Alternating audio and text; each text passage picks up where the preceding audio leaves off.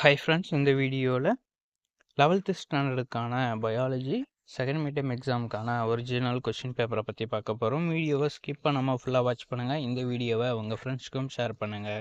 உங்கள் ஃப்ரெண்ட்ஸ்க்கும் இந்த வீடியோ ரொம்பவே யூஸ்ஃபுல்லாக இருக்கும்.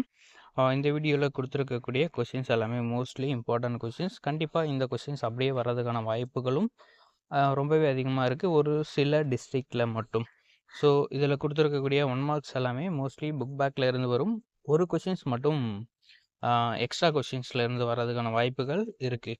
நெக்ஸ்ட் உங்களுக்கான 2 மார்க்ஸ் இதில் வந்து 3 கொஷின்ஸ் வந்து நீங்கள் எழுதுகிற மாதிரி சொல்லியிருப்பாங்க. 3 மார்க்ஸ்லேயும் சேம் அதே தான். 5 மார்க் ஒரே ஒரு 5 மார்க் தான் இருக்கும். நெக்ஸ்ட் உங்களுக்கான உயிரி விலங்கியல் பயோசாலஜி, இந்த இதில் வந்து உங்களுக்கு சேம் அதில் இருக்க அதே பேட்டர்ன் தான். 5 1 மார்க் அண்டு 3 2 மார்க், 3 மார்க், ஒரு 5 மார்க். இந்த கொஷின்ஸ் எல்லாமே ஆல்ரெடி நீங்கள் படித்த கொஷின்ஸாக தான் இருக்கும்.